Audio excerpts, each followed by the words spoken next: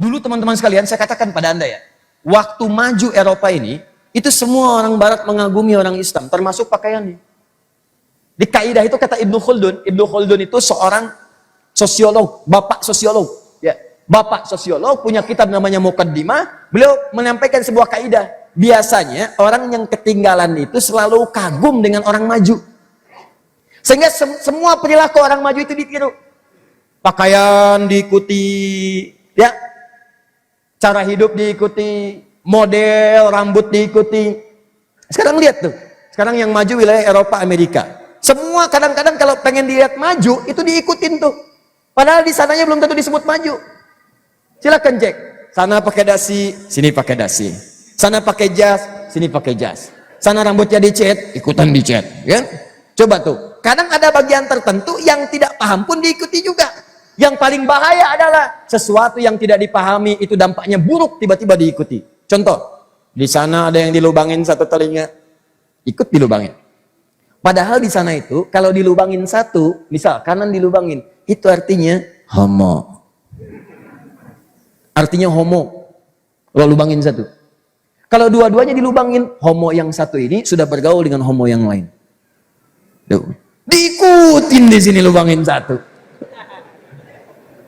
Ini yang paling bahaya. Makanya Nabi jauh-jauh hari bikin ketentuan. Man tashabbaha biqaumin fahuwa minhum. Orang-orang yang menyerupai orang yang tidak jelas, kebiasaan yang tidak diketahui, ujung-ujungnya bisa mengikuti perilakunya. Makanya orang-orang ini ketika membuat sebuah keadaan yang tidak benar, diikuti kemudian, pada yang tidak dia ketahui, perilakunya ikut diikutin. Silakan Anda cek. Kalau udah mulai Anda menindik sesuatu, melubangi sesuatu, kemudian mengecat dengan tidak benar, dan sebagai diikuti semua itu, maka perilakunya pun akan otomatis akan terikuti. Ini yang disampaikan oleh Nabi jauh-jauh hari. Nah dulu situasi itu tertukar. Orang Eropa kagum dengan orang Islam. Pakaian yang paling dikagumi bukan yang seperti sekarang. Mereka itu akan senang menggunakan jilbab, bu, yang perempuan.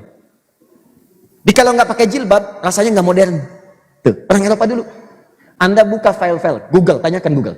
Klik Google. Tampilkan gambar misalnya. Ya, Ratu Eropa di zaman-zaman masa abad 19. Muncul gambarnya. Anda lihat yang di Polandia, Anda lihat bahkan yang di Inggris. Ya, keturunan Elizabeth yang sebelumnya tuh, sebelumnya, Anda silahkan cek, pakai kerudung. Kalau nggak percaya silahkan. Tuh, sampai jatuh kaget. Ya, pakai jubah. Dikagum, kalau nggak pakai jubah itu nggak modern. Kalau nggak pakai gamis nggak modern. Kalau nggak pakai jilbab nggak modern. Itu gambarannya tuh saking dahsyatnya pengaruh orang Islam pada saat itu, maka semua perilakunya diikuti dan tidak pernah menampilkan yang aneh-aneh. Kalau pakaian itu silahkan sesuai modelnya, nggak ada ikatan. Ya, mau pakai batik silahkan, pakai baju gamis silahkan, sepanjang bagi umat Islam menutup aurat. Tapi yang saya bincangkan sekarang adalah kemajuan pada saat itu menjadikan Eropa di sekitarnya kagum sehingga mengikuti semua perilaku orang Islam pada masa itu, termasuk gaya dan modelnya. Itu sudah hukum, siapa yang maju itu yang diikuti. Bahasa Arab, jadi bahasa paling hebat. Kalau nggak bisa bahasa Arab, itu bukan orang maju. Hai, how are you? Orang terbelakang. Kaifa haluk, itu maju. Dulu begitu. Jadi kalau good morning, bosan. Assalamualaikum, maju nih, maju. Jadi semua kalimat-kalimat pada saat itu diikutin, bahasa Arab diikutin, terjemahan dianggap orang yang bersentuhan dengan ini maju. Itu sudah kaidah, Sama sekarang juga begitu. Begitu yang majunya Eropa, bahasa Inggris yang dipakai, kan sekarang kalau nggak ke Inggris-Inggrisan kayaknya nggak maju. Bahkan yang paling aneh, kalau pakai bahasa Inggris harganya ikut naik. Orange juice 20.000, es jeruk 5.000. Pesen jus alpukat berapa? 7.000. Avocado 30.000. Tuh. Jeruk nipis peras berapa? 2.500. Jennifer 25.000. Jennifer jeruk nipis peras. Wah. Kalau pakai es, lop es. Ini dulu begitu tuh. Nah, sampai tidak sadar umat Islam itu sudah naik maju. Nah, ini hukum kedua kata Ibnu Khaldun. Kalau orang sudah kebanyakan maju tapi meninggalkan aspek spiritualitasnya, maka dia tidak punya kontrol, nggak ada rem dalam dirinya. Maka yang terjadi nafsu semakin kuat. Kan rumus di Quran itu cuma dua, ada takwa, ada nafsu. Quran surah 91 ayat 7 sampai 10. Ya, wa nafsi wa ma sawwaha fa alhamaha fujuraha wa. Di kita itu ada fujur, ada takwa. Fujur nama lain nafsu. Jadi kalau takwanya naik, nafsu ditekan. Nafsunya naik, takwa ditekan. Takwa itu jiwa kebaikan. Jujur ada di takwa, adil ada di takwa, perhatian ada di takwa, ketaatan ada di takwa. Makanya ini selalu memberikan bisikan kebaikan pada kita.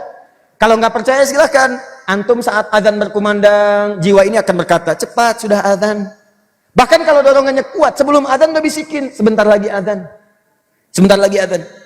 Sama, dia pun mencegah kemungkaran. Jadi begitu dikerjakan kemungkaran, ya akan tersirat misalnya, ini akan protes. Antum keluar dari sini, tiba-tiba terfikir misalnya untuk ganti sendal. Ya, cuman di depan masjid ganti sendalnya. Ya, mana sendal saya ya? Mana sendal saya ya? Gitu kan? Oh ini dia. Padahal ke masjid gak pakai sendal misalkan. Nah. Begitu akan dipakai, maka hati kecil dari takwa itu akan berkata, itu bukan punya kamu. Jangan. Begitu kamu gunakan, bagaimana kalau diwafatkan oleh Allah? Wafat dalam keadaan sedang menggunakan sendal orang lain, itu maksiat. Ayo, sayang. Masa pulang dari taklim dapat pahala, tiba-tiba maksiat? Oh ya Allah, ampuni dosa saya. Balik lagi. Lebih baik saya jalan tidak menggunakan sendal, daripada saya jalan menggunakan bagian dari bara neraka. Wah, begitu di jalan misalnya, kata DKM, begitu muncul nilai ketakwaan, maka Allah akan gerakkan orang lain untuk bisa memberikan yang terbaik. Mas, kemana sendalnya? Ah, nggak apa-apalah, sendal itu urusan dunia, nggak apa-apa, jalan aja. Jangan begitu, jangan begitu. Ini pakai dulu aja sendal yang ada. Nggak usah, nggak usah. Ya udah kalau begitu jalan aja.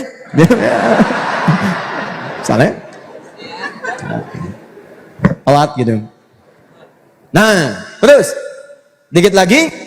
Jadi teman-teman sekalian, ini yang terjadi. Tapi kalau fujurnya, nafsunya naik, takwa nggak pernah dilatih nih. Maka nafsu yang naik. Ya, latihan takwa itu pakai ibadah. Makanya semua ibadah itu menggunakan akhir tujuannya dengan takwa. Salat itu untuk meningkatkan takwa. Makanya orang takwa cirinya salat. Al-Baqarah ayat 2 dan 3. Dzalikal kitabu la raiba fihi hudal lil. Siapa mutakin di situ ayat 3-nya? Alladzina yu'minuna bil ghaib wa yuqimunas salat. Puasa buat melatih takwa.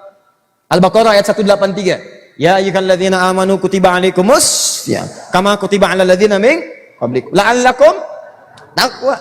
Makanya kalau orang rajin puasa itu nilai takwanya meningkat. Karena saat puasa itu dilatih berbuat baik. Enggak ada orang puasa berbuat buruk. Saat puasa ibadah meningkat, kemungkaran dicegah. Orang puasa itu hebatnya puasa itu bisa menekan maksiat. Silahkan cek, enggak ada orang puasa berbohong pun akan ditahan oleh orang puasa. Minimal kalanya.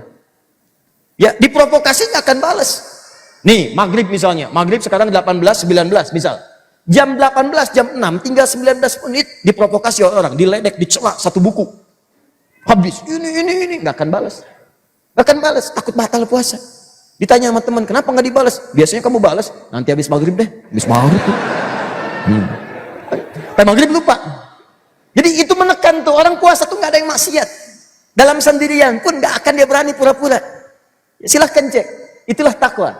Jadi kalau spirit itu dibawa, selesai puasa, dibawa ke kehidupan kita yang asli, real. Dalam kehidupan harian kita maksudnya, ya bukan latihan saat puasa kita jalani, itu akan terbawa spiritnya. Ada yang nawarin yang tidak bagus, tolak. Ada yang ngajak provokasi, tinggalkan. Ada yang ngajak mencela, jauhi. Itulah spiritnya takwa. Haji, takwa. Buka Quran surah kedua, ayat 197, paling kanan sebelah atas. Al-hajju asyhurum ma'lumat. فَمَنْ فَرَضَ فِيهِنَّ الْحَجَّ فَلَا رَفَثَ وَلَا فُسُوقَ وَلَا جِدَالَ فِي الْحَجِّ وَمَا تَفْعَلُوا مِنْ خَيْرٍ يَعْلَمْهُ اللَّهُ وَتَزَوَّدُوا فَإِنَّ خَيْرَ الزَّادِ التَّقْوَى. Takwa. Jadi kalau Anda kerjakan semua itu, rajin puasa, rajin sholat, sunnah dikerjakan, baca Quran, ya umrah, haji, zikir, takwa. Kalau ininya naik, maka nafsu akan ditekan. Turun. Maka kesempatan untuk berbuat maksiat hilang. Makanya orang dulu itu termasuk dalam kekuasaan, itu nggak ada yang rebutan. Nggak ada sifat saling menghancurkan. Nggak ada saling mencela, nggak ada saling menyerang untuk menjatuhkan. Yang ada bersama-sama berkompetisi dengan cara yang sehat untuk memajukan apa yang mereka kemudian bina kemudian. Di yang ditampilkan tuh visi, misi, hal-hal kebaikan, contoh, bahkan hebatnya ketika terjadi pemilihan, itu hampir semua nggak ada yang mau dipilih. Di pernah nih, setelah Nabi wafat, Abu Bakar wafat, ada pemilihan mau masuk ke Umar, itu jajar semua sahabat. Ditunjuk kemudian, Anda saja ditunjuk jadi khalifah. Umar pertama ditunjuk, begitu ditunjuk, Abdurrahman bin Auf pertama. Kata Abdurrahman bin Auf, ini aja saya kurang berkenan, ini lebih bagus dari saya. Umar. Gimana Umar? Ini saja deh, ini lebih bagus daripada saya. Sampai ke ujung, sampai ke yang terakhir, dekat tembok, ya, dekat tiang. Anda aja gitu kan, waduh, begitu nengok ke sini udah nggak ada lagi. Ya, apa yang mereka katakan? Begitu sudah menengok tidak ada lagi, dia katakan saya mengundurkan diri. Tuh. Jadi nggak pasang pamflet, gak ini itu, hemat, anggaran nggak keluar, macam-macam. Dia kepikiran. Yang kurang makan dapat ke situ, yang madrasah kemudian runtuh bisa dibangun lagi, jembatan putus bisa diperbaikin lagi. Jadi anggarannya tuh hemat, gak ada macam-macam, dan semua punya visi membangun negeri. Itu yang luar biasa.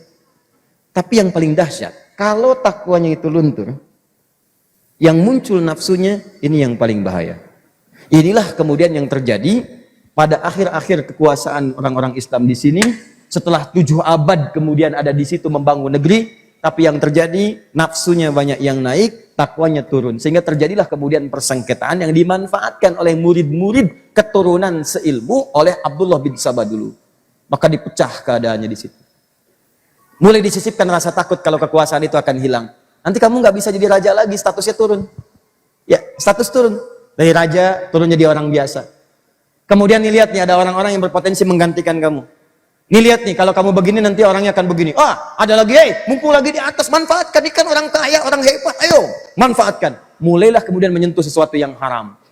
Mula-mula minuman biasa-biasa, setelah itu minum-minum, setelah macam-macam dan sebagainya. Apa yang terjadi? Karena larut dalam kekuasaan lupa, akhirnya, nah, sisi lain dari Eropa yang merasa orang Islam mengambil wilayahnya. Akhirnya mereka menyiapkan serangan, kumpul, dipelajari, dilengkapi senjata dan sebagainya, diinstruksikan. Maka yang terbesar adalah menyatunya 2 faksi, yang satu dipimpin oleh seorang bernama Ferdinand, dan yang kedua seorang ratu bernama Isabella.